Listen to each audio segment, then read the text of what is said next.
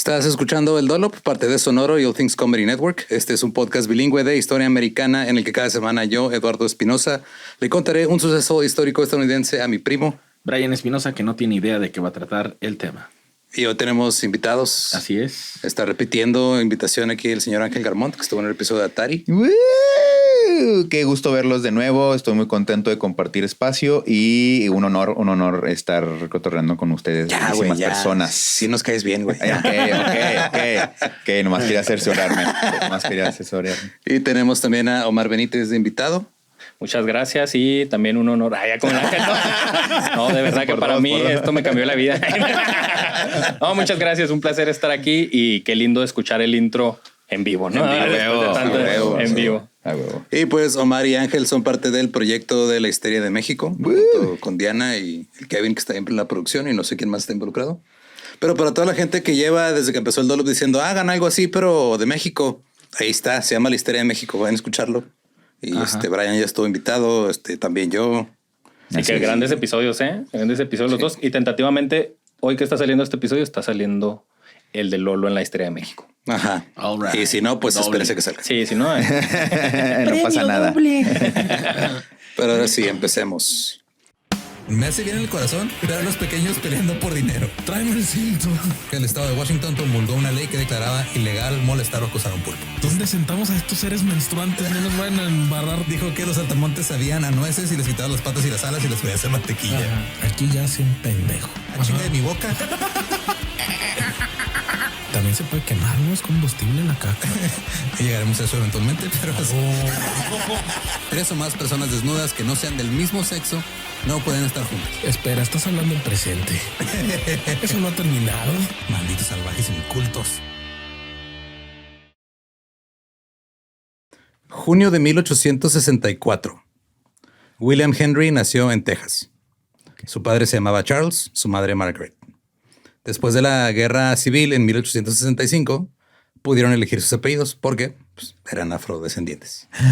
yo quiero ser Messi.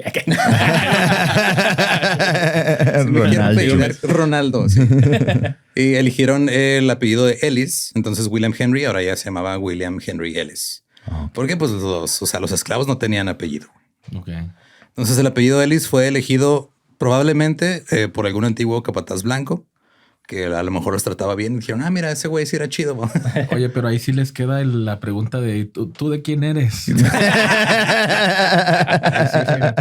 tú de quién eres? Hace poco me salió un reel están haciendo como que un show en vivo como de consejos o confesiones o algo. Y una chava está diciendo que pues resulta que empezó a salir con alguien y que comparten el mismo apellido y que si como que rastrean su linaje hacia atrás, lo más probable es de que la familia de él era dueño de la familia de ella. No mames. Y ahora ella es de él. Mira cómo cambió. Así pasa. Sí. Entonces el abuelo de William era claramente blanco. William era de piel clara, digamos que era un moreno claro. Ok. Pero, o sea, era de esos que eran güeritos cuando eran niños. Sí, saludo al Julio García, donde quiera que esté. Todavía tengo pelos güeros, mira. Te bronceaste, güey. Entonces, él se crió en el condado de Victoria, en Texas, que se encontraba en la frontera entre Estados Unidos y México, donde había personas negras, blancas y los tejanos, que eran su pedo aparte. Okay. Wow. Los tejanos blancos estaban preocupados por la mezcla racial tras la esclavitud, pensando que si los negros se volvían iguales que ellos, esto iba a terminar en tragedia, güey. Se iban a casar entre blancos y negros, se iban a tener hijos. Claro que no. Guácala. De hecho, usaban a México de ejemplo, porque México estaba sumido en agitación política. De mal ejemplo, no me digas. Sí, güey. Es que México, la gente de México no es pura, güey, racialmente, y por eso están metidos en pedos. Oye, Sí, hay una mezcolanza ahí. Se metieron con el Hidalgo y no más. El senador Bayard de Delaware dijo que México era un, cito, país condenado y devastado. El mestizaje, la mezcla de sangres de distintas razas lo ha destruido y ya no existe ahí una raza apta, digna o capaz de subsistir bajo un gobierno de leyes ni de protegerse a sí misma, a sus personas y a sus bienes como nación civilizada. Óyeme, cabrón. O sea, sí, pero no es por nuestro tono de piel. Sí, que tiene que ver la piel, güey. Mi casa en blind. O sea, todo eso son cafés. Sí, en resumen, sí. Ahora, el William acudió a la escuela, en algún momento aprendió español y se volvió no solo fluido, sino dominaba el español. Hablaba como mexicano, güey. Yeah. Probablemente porque aprendió trabajando en el campo con otros mexicanos. Ajá. De hecho, como muchos mexicanos hablando inglés fluido. Ajá, cuando así pasa. Tal cual. Aprendió a decir güey nada más, ¿no? Es el lenguaje avanzado. Y ya con eso tienes. A veces los ex esclavos lo confundían con mexicanos. Y él decía, no, pues o sea, a mí me confunden con mexicano, me hablan español y yo les contesto solo en español. Y ya. Ajá. Entre la década de 1870 y 1880, Ellis figuraba como mulato en el censo de Estados Unidos. En la clasificación. Sí. Ese era su nivel, mulato. Mulato, sí, güey, etiqueta, sí. ¿no? En chingada. Ese determina qué impuestos vas a pagar Sí. y a qué eventos puedes entrar. ¿Cuántas puertas se te van a abrir? Es el meme de Peter Griffin, güey, así con Ándale, con los tonos de piel. El pantone. En 1884, el general Porfirio Díaz tomó el poder en México. Sus décadas de gobierno se conocen como el porfiriato. Atrajo la inversión extranjera, llegaron corporaciones estadounidenses y llegaron los ferrocarriles que llegaron hasta Victoria County, en Texas. William tenía más o menos 18 años para esta época.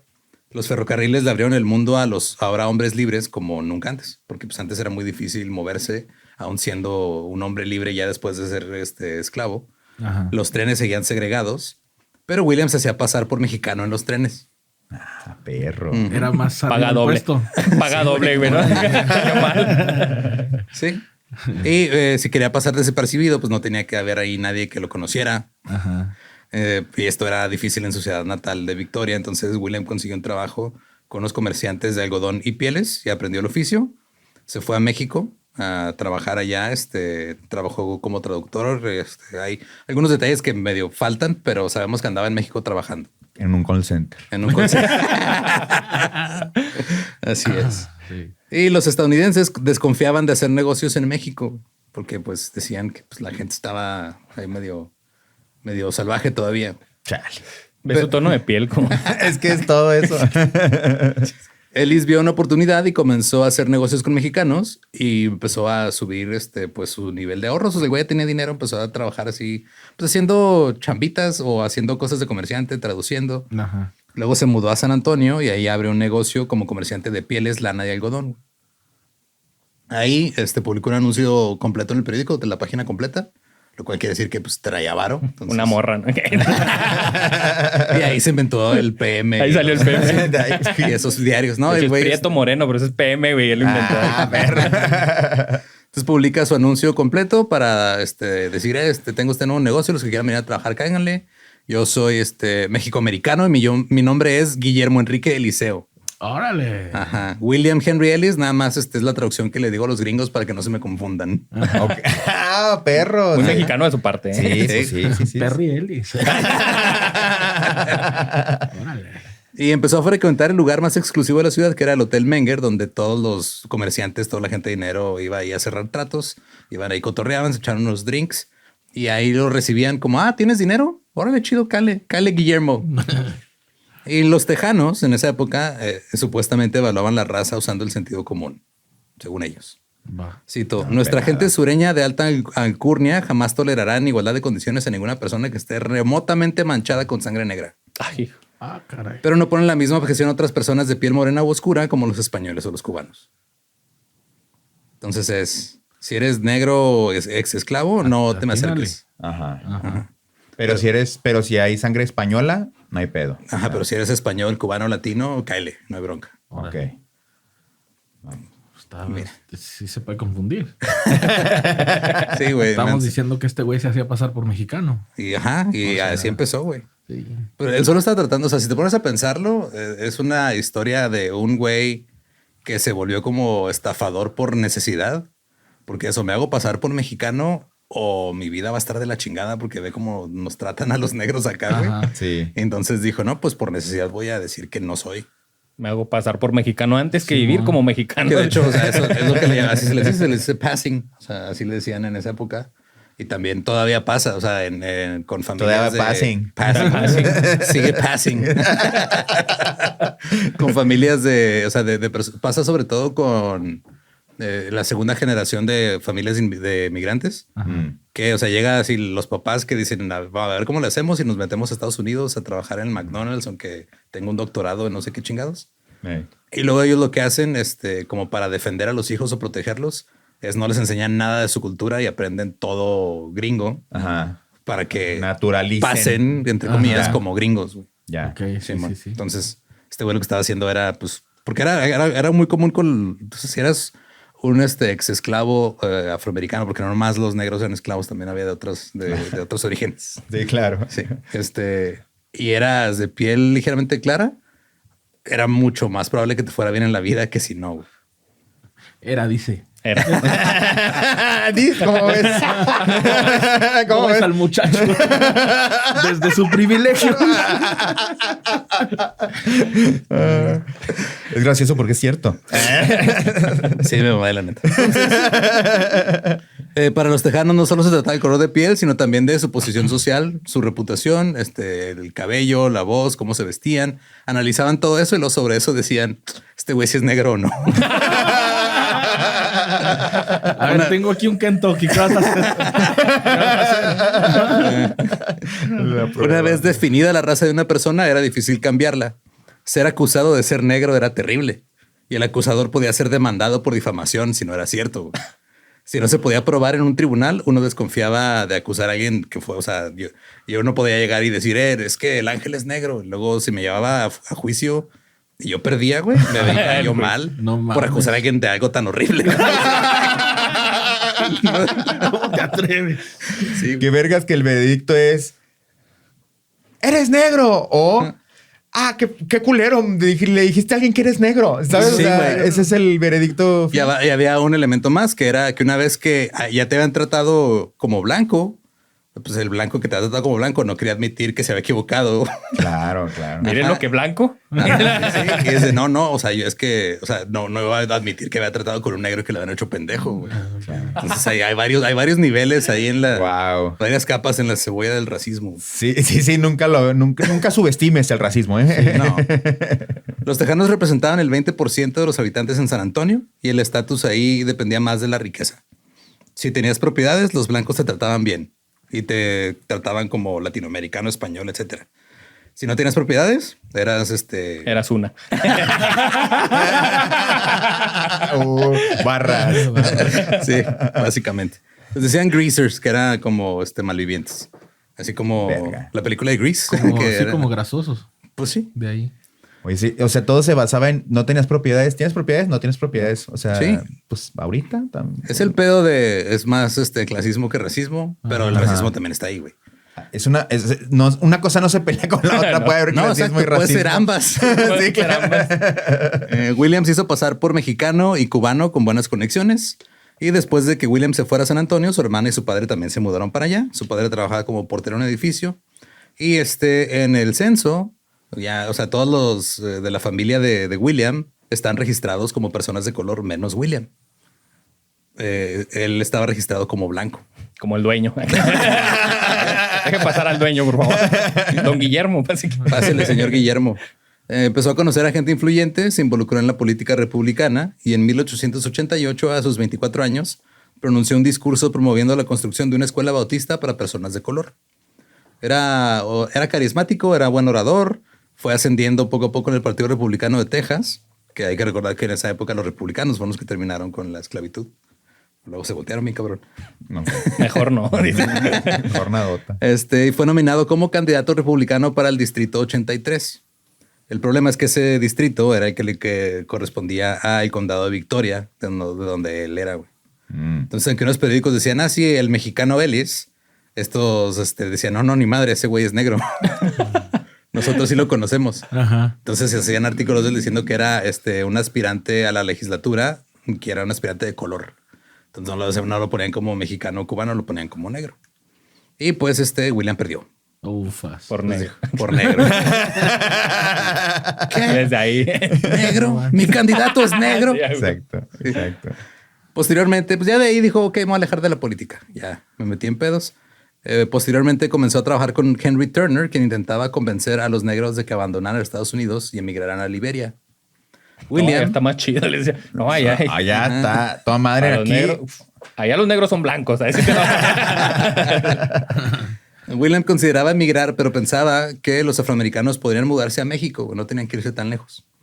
Viajó a la Ciudad de México, se reunió con un general, el general Pacheco, Y este general le otorgó un contrato de 10 años para traer a 20,000 personas negras a México. Cientos de familias negras en Texas decían, ya estuvo, ya me quiero ir de aquí. Y la legislatura mexicana debatió acaloradamente sobre este asunto. Y ahora dime tú, estos negros que vinieron a México, ¿a qué estado se fueron sin sonar racista? Cabrón. Está cabrón. La respuesta te sorprenderá, güey. Entonces había gente que estaba a favor, pero había gente que estaba en contra, como el senador José María Cotulenc Cruz, que declaró, cito, vamos a poblar estos lugares con una raza despreciable, ayepta y degradada. Los mexicanos que viven ahí se verán obligados a huir. Las torres. Para todos los que dicen que en México no hay racismo, ahí estaba. Ahí Como está. claro que sí hay. Claro. Siempre. No, es que en Porque México no hay en- racismo. Sí, porque el papelito era de abolir la esclavitud y no racismo, pero Ajá. el día a día hasta ahora, En la práctica. Sí, el comentario está. y te lo diré yo. Al final, la ley se aprobó el 7 de noviembre de 1889 y William rápidamente fundó la Compañía Mexicana de Colonización de Algodón para vender acciones y con eso financiar la colonia. Tiburón el brother. Siempre estuvo a madre. O sea, su plan era, ok, o sea, pues voy a recabar fondos, me traigo a las familias que empiezan a cosechar y ya de lo que cosechen, pues le toca a cada quien su parte, le toca su parte a los accionistas. A huevo. Era todo un businessman. Sí. Publicó anuncios ahí en los periódicos, pero pues no tenía como que mucho dinero todavía, o sea, como para hacer la inversión él solo.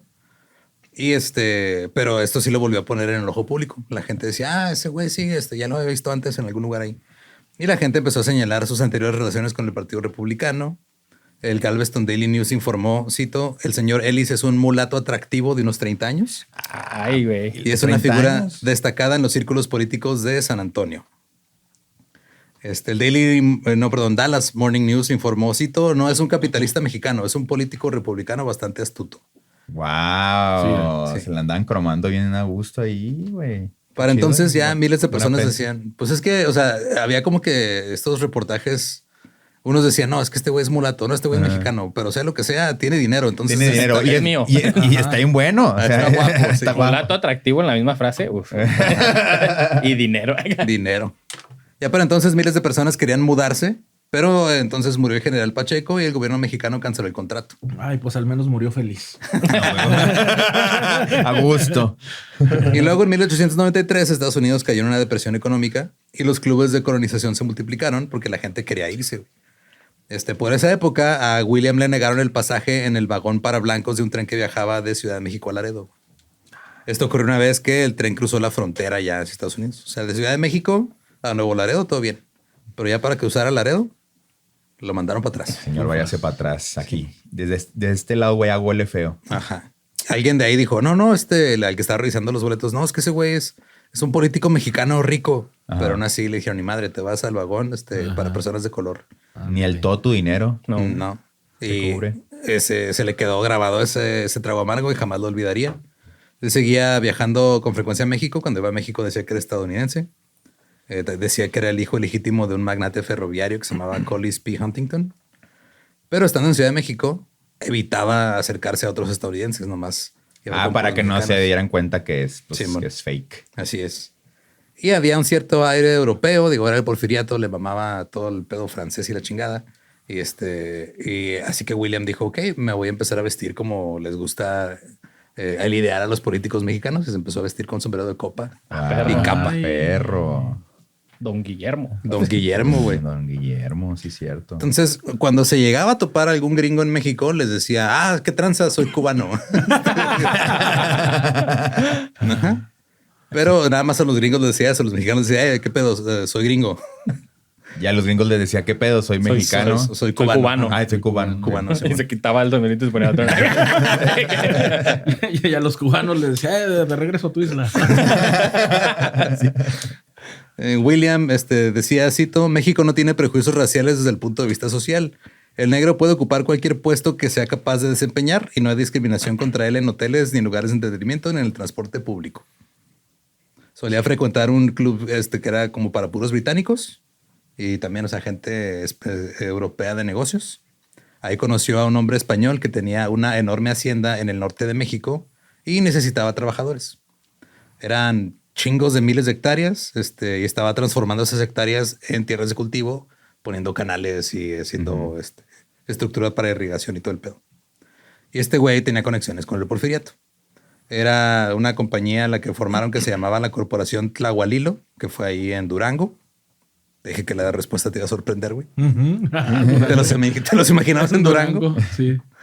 El 11 de diciembre de 1894, la compañía firmó un contrato con el señor Guillermo Ellis, quien traería a la hacienda 100 familias de color con experiencia en el cultivo de algodón.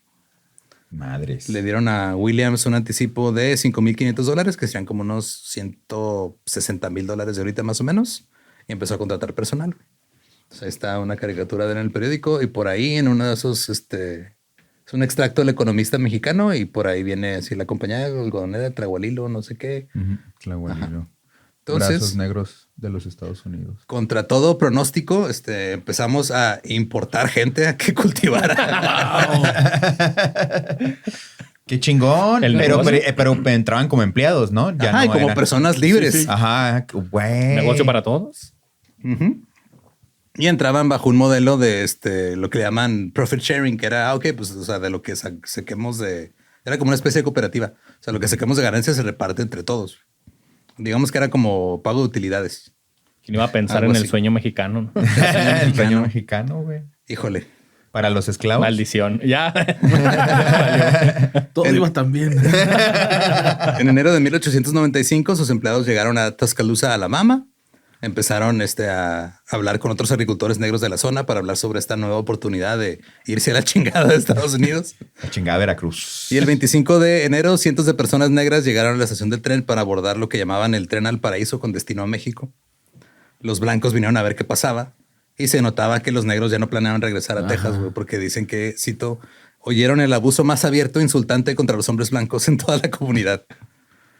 Pero qué chido que yo hubiera sido de esos negros así, chingas madre, cabrones, nos ven bochando. Sí. Ajá. ¿A qué van, güey? Nomás de metiches. Nomás Ya se va. Sí. Sus ojetes. Se extendió el temor de que todos los negros fueran a escaparse de Estados Unidos y se fueran a México, güey. Ajá. Entonces, había un tipo que William contrató que se llamaba Pegleg Williams. O sea, Williams pata de palo. Ok. Ese güey era conocido porque en algún punto Carolina del Norte promulgó una ley conocida como la ley Pegleg Williams, que era para que no se lo llevaran a México, o sea, para que no se fueran los negros a México. Ok. Pero hasta el final sí se pudieron ir. Y Williams se aseguró de que el señor pata de palo fuera así el primero, así en la fila, para que todos vieran cómo ya se iban a México. Órale, un pedototote. Ahora, llegaron los trabajadores ahí a Durango antes de que la empresa estuviera lista. Solo habían pasado 2 meses desde que firmaron el contrato. Las casas de adobe de las familias aún no estaban terminadas. Muy mexicano, ¿no? Los trabajadores tuvieron que vivir en tiendas de campaña durante las primeras semanas. Y luego, durante la temporada de lluvias, William regresó a Estados Unidos y le declaró a la prensa que estaba encantado con la colonia y que a todo el mundo le gustaban sus nuevas casas, que se estaban pasando bien chingón y que el clima era excelente y que había mucha comida. Y ahora ya todo el mundo quería ir. A huevo. Entonces, ya había gente que se quedaba cerca de los trenes, o llegaban de otros lugares a las estaciones de tren para ver si lograban, subirse, pues no sería a The Beast y venirse a México, güey. Y en marzo, Williams llevó a el Guillermo, pues el señor Guillermo Eliseo, llevó a más gente ahí a la colonia. Había 816 trabajadores, más sus familias. Wow, un chingo, güey. Y estaban felices, aun con que iba medio mal el pedo, estaban bien. Uno declaró a la prensa, cito, somos hombres libres bajo un gobierno libre. Se siente bien vergas que no abusen de mí físicamente. Sí, que no me den latigazos. Prefiero no tener casa que me den latigazos. Sí, güey. Ya estoy juntando mis puntos Infonavit. Pero entonces las cosas empezaron a ponerse pues, un poco culeras. Negras. Los trabajadores desconocían cómo funcionaba el sistema de riego que habían instalado ahí y ellos esperaban administrar su tiempo de cierta manera, pero la hacienda quería que trabajaran en cuadrillas. Y cuando ya por fin les entregaron sus casas, estaban bien feas, estaban culeras. O sea, se hicieron como una especie de... Pues o sea, decían que parecía una cárcel, güey, porque eran con muchos cuadros sin ventanas hacia el exterior y que alrededor tenían un patio compartido, güey. Se les olvidó poner la puerta, ¿no? madre. También. No mames. Sí. Ahora, esto era para evitar los ataques de algunos indios comanches que iban de repente ahí a chingar a las haciendas. Güey. Pero- No existían las rejas. Los fraccionamientos Sí, privados. Sí, No había botellas de Coca-Cola que romper y poner a la barda, güey. Entonces, pero para los ex esclavos fue como que, güey, esto se siente feo, güey. O sea, venimos de algo parecido. Ajá. Y mira lo que nos están dando. Yo sé que no es obligación. Wow. Incluso empezaron a circular rumores de que los iban a esclavizar de nuevo, pero en México, lo cual no era cierto, pero pues Ok. Pero parecía, ¿no? Parecía, Ya está. sí. Para que no se quejen. Es que siempre hay acá pinches güeyes haciendo sus teorías. algunos se marcharon de plano, dijeron, no, ya nos van a chingar aquí también, y se fueron caminando los casi 500 kilómetros hacia el norte, güey. Algunos allá en Texas dijeron que pequeños grupos de gente medio muerta de hambre y con poca ropa llegaron pidiendo provisiones, intentando regresar a Alabama. Y luego en la hacienda, ya cuando llegó el verano, los trabajadores comenzaron a enfermarse. Tenían dolores punzantes, las articulaciones inflamadas, fiebre y diarrea. Y algunos comenzaron a morir, güey. Llegó un médico, les recetó mercurio y quinina, pero seguían muriendo. El mercurio no funcionó. Oh, shit. ¿Qué? Ajá, ya para No funcionan burros. Ya para julio habían muerto unos 40 y los demás empezaron a irse. Algunos Pero estaban muriendo ahí en la hacienda. En la hacienda. Algunos fueron al norte, otros simplemente se fueron a un pueblo ahí, el más cercano que se encontraran.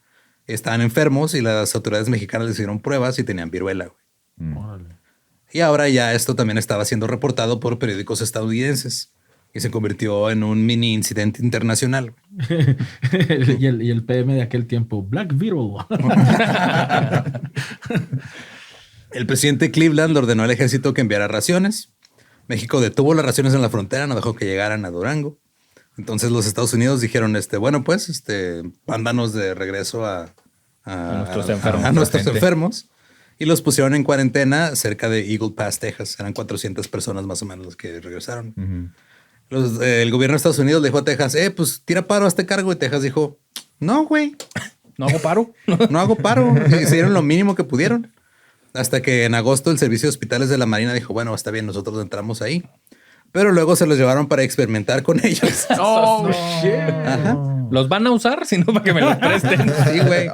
Y y estaban experimentando con ellos con una especie de suero que no habían probado en otros lugares. Ok. Hay mucha historia sobre Lo que hicieron ahí, ¿o qué? no, o sea, sobre los médicos experimentando con las personas negras. 51 personas murieron. No nada más en los experimentos, en general de los 400 que mandaron. Se trasladaron. 51 murieron. William se quedó en Tlahualilo con los 60 colonos que permanecían ahí. Regresó a Estados Unidos y le dijo a la prensa, no, aquí el pedo fue el gobierno estadounidense. Porque el gobierno se los llevó antes de tiempo y si el gobierno no los hubiera obligado a venirse para acá porque están enfermos, cada uno se hubiera ganado entre 500 y $1,000 con lo que les tocaba de la cosecha. Y en el sur, la prensa aprovechó la oportunidad para decir que México no era una buena tierra para los negros. Ay, o sea, aprovecharon la mala gestión a lo mejor de un proyecto. Y la mala suerte de que les dio viruela, güey. Sí, güey. Mala suerte.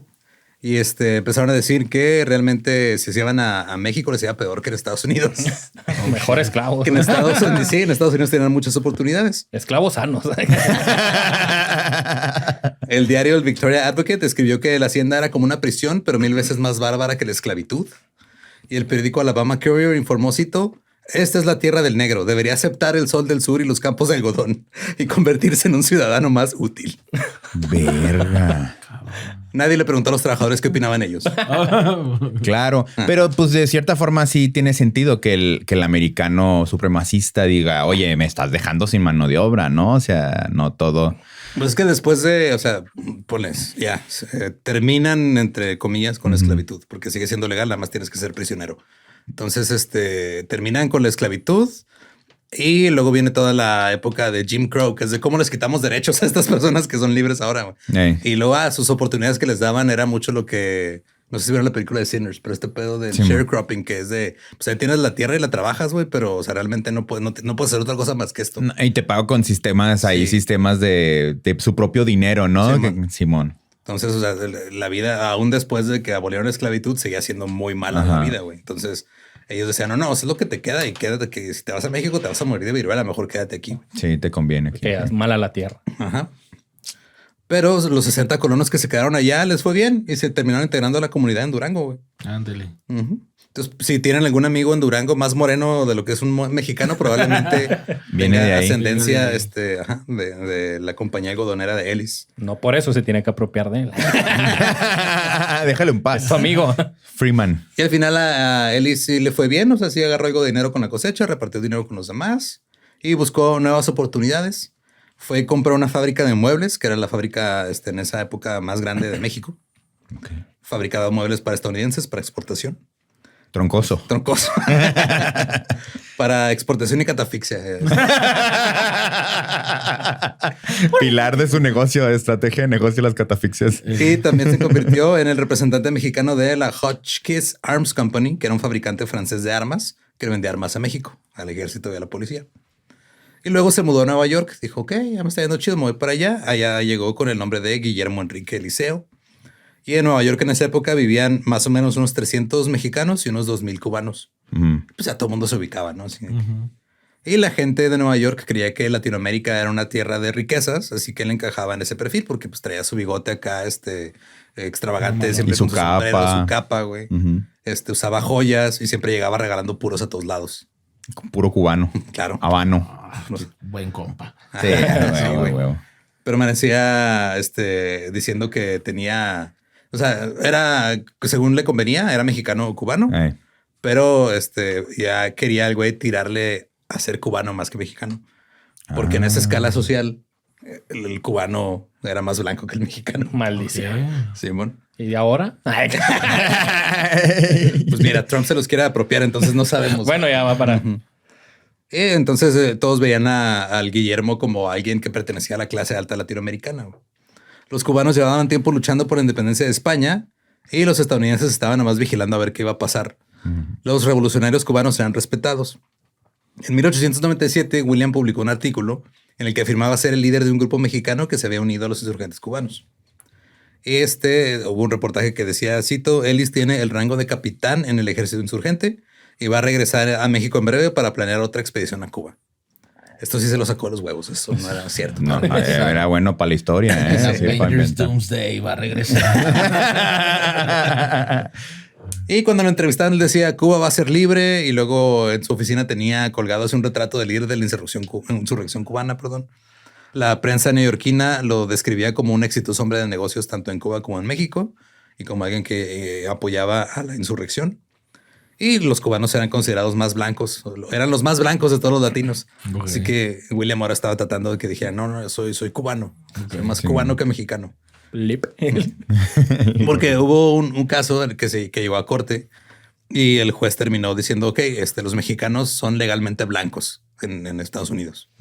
Pero añadiendo que, cito, si se adoptara la clasificación científica estricta de un antropólogo, probablemente no se les clasificaría como blancos. Que el antropólogo llegue, sí está bien prieto. O sea, míralo cómo camina. Necesitas un antropólogo para eso, ¿no? Sí, qué cabrón. Luego William conoció a una socialité actriz blanca llamada Fayne Strahan. Se sintió atraído por ella. Influencer. Ajá, pero ella lo estaba engañando, güey. No de que estuviera poniéndole el cuerno, sino que ella era una estafadora, güey. O sea, usaba sus contactos y el pedo que andaba ahí de socialité y todo. Es que el otro también, o sea, mentía mucho. Entonces, pues ese es. Dios los hace y ellos se juntan. Me gustó. Apenas yo el creo, para el chingazo. O sea, era un juego de seducción. Ella lo que hacía era poner a los hombres en una situación comprometedora en la que estuvieran acá haciendo cositas de adultos y luego llegaba su cómplice, que era un vato, y decía, ¿qué estás haciendo con mi esposa? Ya. Y luego le decían, si no quieres que digamos que andabas de adúltero, nos tienes que dar dinero. Y ese era todo el pedo. Porque pues el adulterio era un asunto muy grave, que pues no, o sea, los ricos no querían que nadie se enterara. Claro. Entonces preferían pagar la extorsión.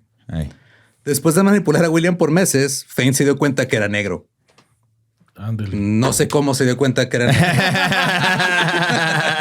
Algo me dice. Algo me dice. Un momento. ¿Por qué no trae sombrero? Trae hoodie. Así que pero pues no podía decir que había estado saliendo con un negro porque se iba a meter en pedos. Ajá. Así que simplemente, pues... Ahora dame tu dinero a mí. Va a entrar mi cómplice. Entonces simplemente dijo, no, ¿sabes qué? Ahí muere y se fue a buscar a otra víctima. Ok. La siguiente víctima logró que arrestaran al dúo de estafadores. Durante el juicio salió a la luz el asunto de William. Ajá.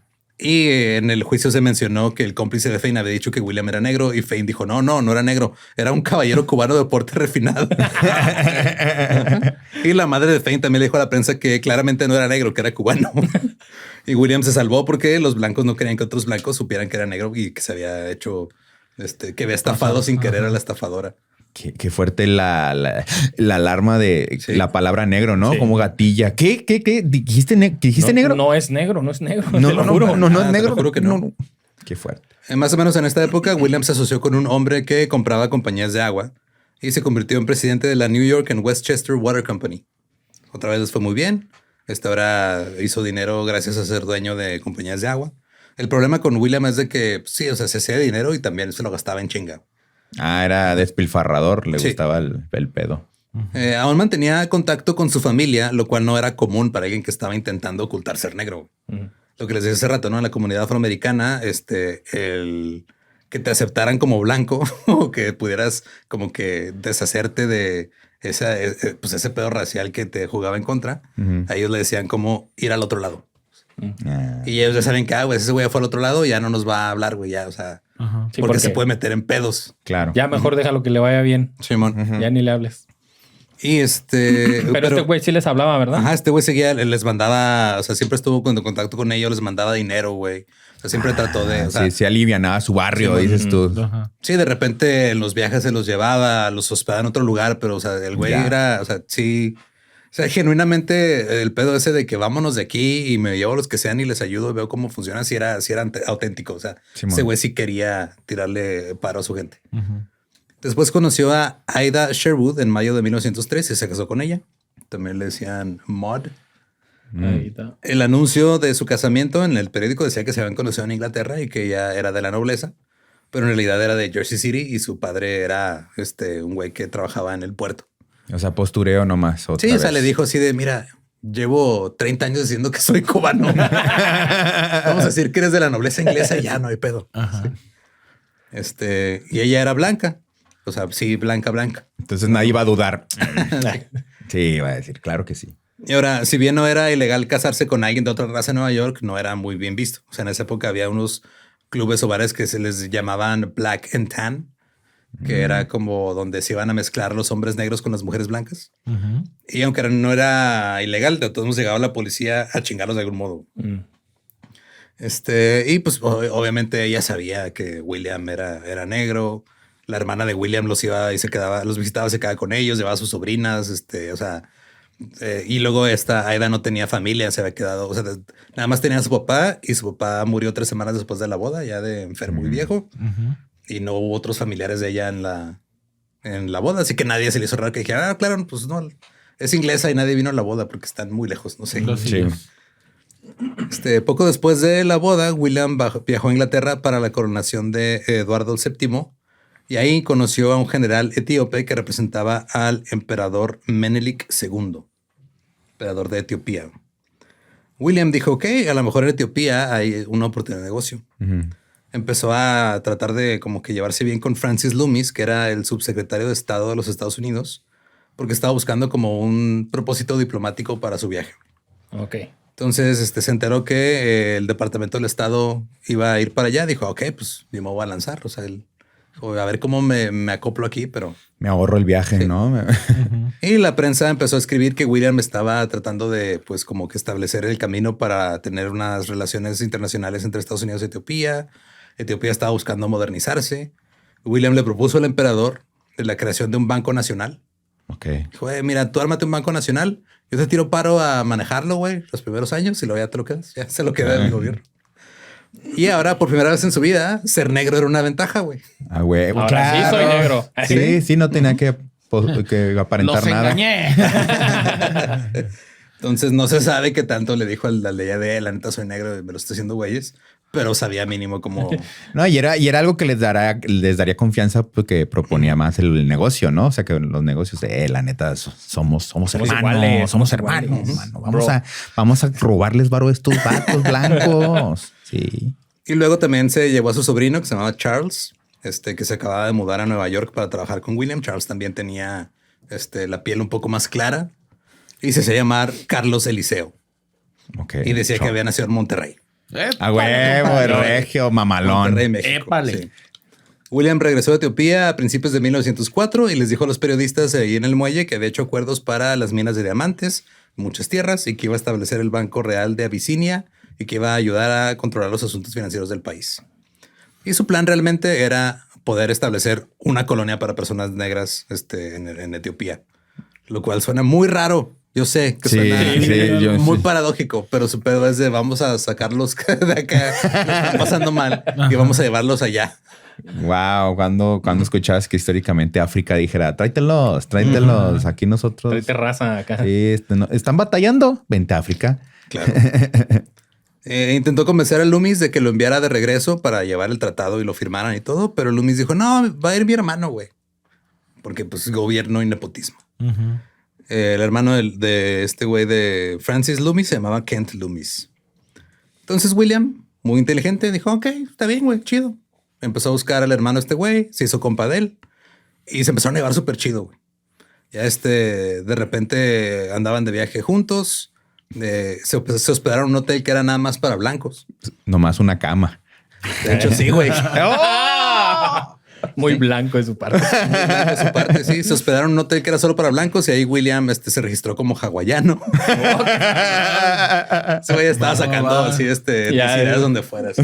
Qué verga. Hoy me siento hawaiano. Hula, ¿cómo ves? Como Barbie, ¿no? Quería hacer lo que él quería hacer. Sí, En junio, los dos viajaron juntos a Etiopía en un buque de vapor. Se llevaban súper chido. Cenaron juntos una noche. William regresó a su habitación. Y a la mañana siguiente, Kent no estaba. Y su cuerpo... ¿Sabe dónde está? ¿Quién sabe dónde está? Kent. Y su cuerpo fue encontrado 4 semanas después. Con una herida circular detrás de la oreja. Como si hubiera recibido un golpe en la cabeza o como si hubiera caído, se hubiera golpeado la cabeza con algo en el barco. O sea, se lo encontraron ahí en el mar. Ahora, en Estados Unidos, la gente decía que William lo había matado.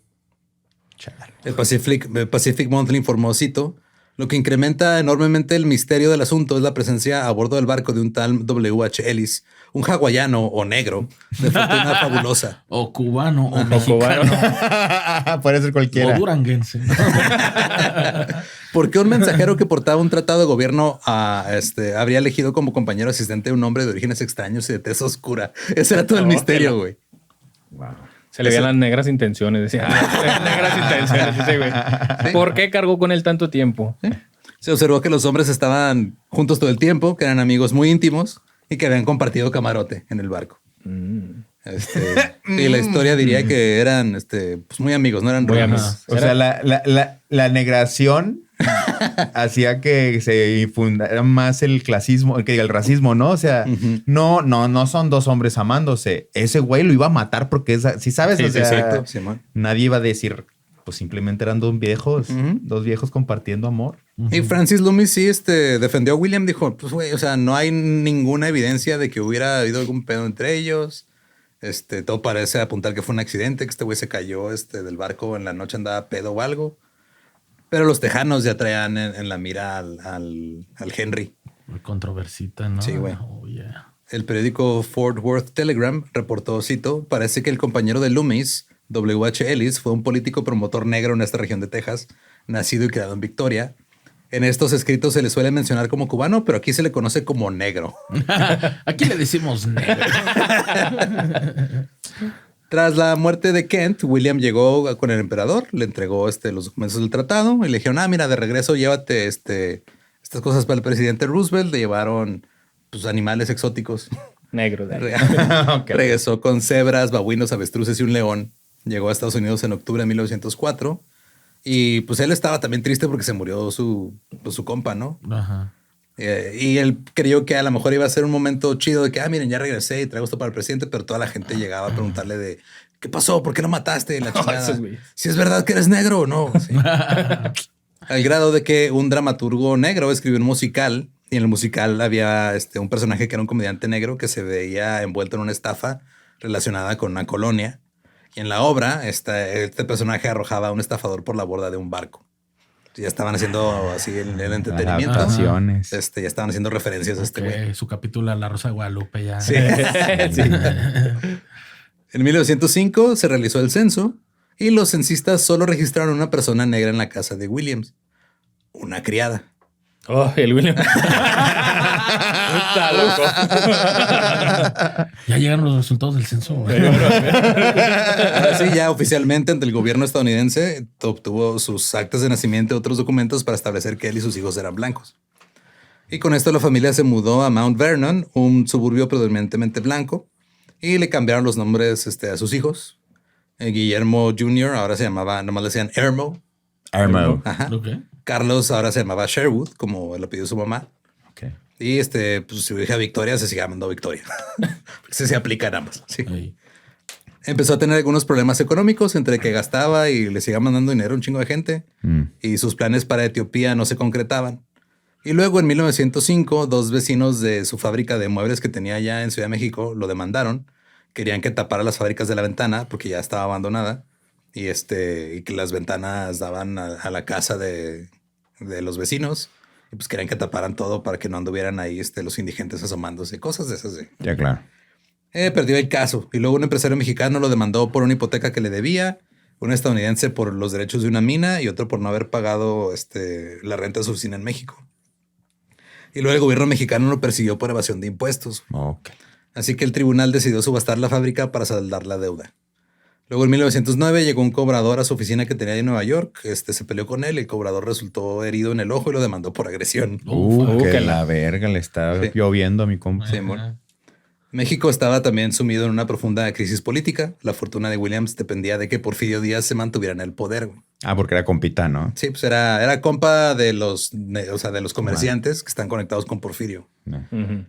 Pero justo antes de la destitución de Díaz, William había firmado un contrato de 10 años para producir caucho y un acuerdo para construir una hidroeléctrica. También había comprado una deuda que el gobierno mexicano tenía pendiente.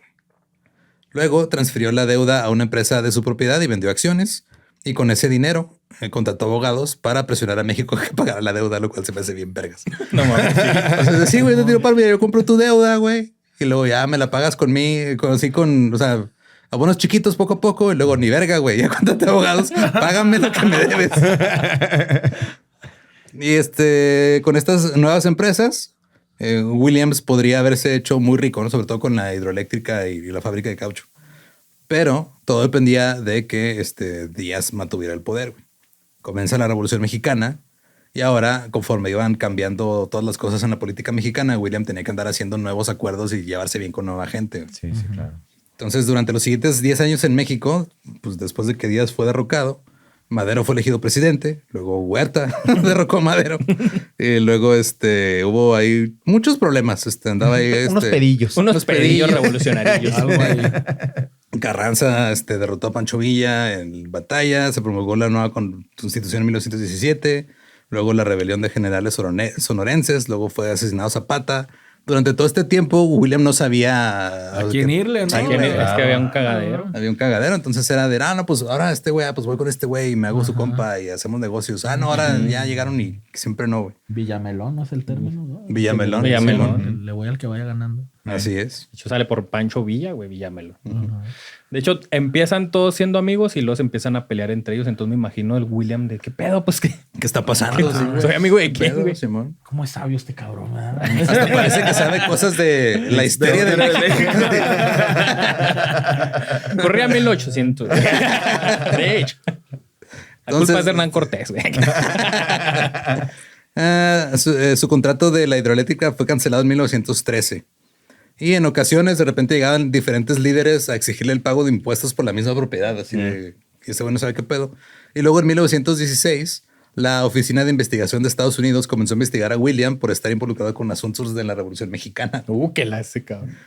Llegaron agentes a sus oficinas y no pudieron vincularlo con ningún radical o con nadie.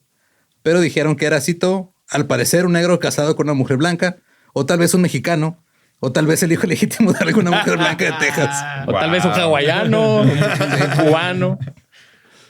Pero pues ahí está, esa es la foto de su pasaporte. Y luego después el Álvaro Obregón asumió el poder. Carranza huyó de la Ciudad de México en tren en 1920 y William iba en ese mismo tren, güey. No mames. Ajá. Durante la huida logró que Carranza firmara un acuerdo portuario. No mames. Y luego el tren fue detenido. Carranza intentó huir, pero lo capturaron y fue ejecutado, güey. William agarró unas sábanas y dijo, no, yo no tengo nada que ver aquí. Y luego tomó un carro que estaba en el tren, y se lo llevó, güey. Se fue manejando. Bien verga. Wow. Simón. Después de esto, Estados Unidos prohibió los préstamos de los bancos estadounidenses a México por todo el desmadre político que había acá. William presionó públicamente para que Estados Unidos ayudara a México, no tanto por el pedo político, sino porque le convenía a él como empresario. sí, empresario. En una entrevista al New York Times dijo que él conocía bien a los mexicanos y que sabía que necesitaban ayuda. Y en 1923, William convenció a Obregón de que el plan del puerto mexicano funcionaría. Serían 4 puertos con aranceles aduaneros más bajos para tener negocios. O sea, de tomo le dieron ahí la concesión portuaria. En eso andaba, güey. Sí, aquí ya lo tengo aquí. Este era 1923 y el Álvaro dice que, vamos a ver qué pedo. Iba rumbo a Ciudad de México, pero se tuvo que bajar en Monterrey porque traía problemas de vejiga, güey. Recibió tratamiento. Ya le andaba, güey. Sí, lo que queda. Sí. Espérame, Quería un poquito, güey. mear. Y pues ya el güey llegó a Ciudad de México, pero se sentía mal de salud. Le escribió a su hermana, cito, por favor, no le digan a nadie que me desmayé la otra noche. El médico dice que estoy muy débil y que si no salgo de este clima en 2 o 3 días, mi corazón se detendrá. Porque pues allá antes trataban las enfermedades con, no, pues es que te hace falta aire, carnal, vete a la playa. Ajá. Añadió que a veces despertaba y encontraba la cama cubierta de sangre. Estaba meando sangre el güey. Cabrón. Y dijo que temía lo peor. Así que viajó a Veracruz porque tal vez pensó que el clima de allá le iba... Temeaba lo peor. Ahora sí terminó en Veracruz porque se supone que le iba a ayudar el clima y la menor altitud. Ajá. Y tras años de haber editado a los gringos allá en México, terminó entrando al hospital americano, No mames. No, ok. donde falleció por complicaciones de salud el 24 de septiembre de 1923. No mames. Ujú. La mayoría de los periódicos escribieron obituarios halagadores. La prensa negra, que durante mucho tiempo había evitado hablar de su muerte, empezó a escribir la verdad. El titular de New York Age decía William Henry Ellis era un hombre de color. El Chicago Defender lo elogió tanto por convertirse en un pasador, o sea, les decían un passer, tan exitoso, y al mismo tiempo mantenerse en contacto con su familia y ayudarles y darles dinero y todo ese pedo. Y luego empezaron a surgir otros informes. El periódico, la revista Time, afirmó que decía ser cubano a pesar de haber nacido en Texas. El Associated Press dijo, cito, Ellis era cubano o de ascendencia mixta, pero prefería ser conocido como cubano. Y William fue enterrado en una tumba sin nombre en el cementerio español de la Ciudad de México. No había dinero para repatriar su cuerpo.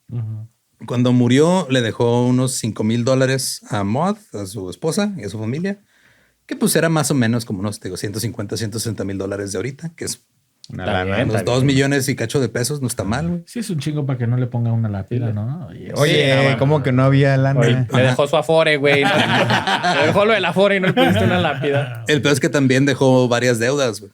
Ya. No había pagado el predial en los últimos 4 años. Que la ver- Bueno, o sea, el equivalente al predial, pues. Sí. Había solicitado una segunda hipoteca. Su hijo Ermo fue a Ciudad de México. Y la tanda también. La tanda, güey, debía la tanda. Andaba ahí una señora ahí queriéndole tumbar el cantón. Su hijo Ermo fue a la Ciudad de México para intentar como salvar algunos de los negocios, algunos de los tratos, pero luego también murió de tifus al año siguiente en el mismo hospital que su padre con tan solo 22 años. Entonces Maud y sus 2 hijos que le quedaban y su hija viajaron a México. Iban a tratar de gestionar el pedo del testamento, herencias y todo eso, pero se quedaron en México. Su hija Victoria se convirtió en una bailarina destacada, salió en varias obras allá en la Ciudad de México y se dice que salió también en algunas de las primeras películas o grabaciones de cine. Y Sherwood se convirtió en reportero de periódico, aunque también murió algo joven de tifus. Y Fernando, el otro hijo de William y de Aira, él trabajaba en un laboratorio de médico, allá en México y formó una familia y fue el que más, o sea, Como el más establecido. Fernando y Victoria fueron los que más tiempo duraron. Pero pues esa es la historia de William Henry Ellis, de esclavo a mexicano, güey. Wow. Me encanta que el güey se la pasó negando. ¿Cómo van a saber que soy negro estos güeyes? Pues sí, hawaiano, Claro. cubano. Como que representaba bien cabrón su vida el chiste este del chavo, ¿no? De un agua de horchata, pero que Ándale. sabe de pero que tiene esto. Sí, era eso, pero en raza. De todo O sea, menos negro hasta que me convenga. Exacto, güey. Exacto. Pues es que, o sea, si Supervivencia. si te están persiguiendo por quién eres, pues intenta ser alguien más, güey. La neta, o sea, para sobrevivir está culero, pero pues eso tenían que recurrir muchos. Ahí era el negro es negro porque quiere.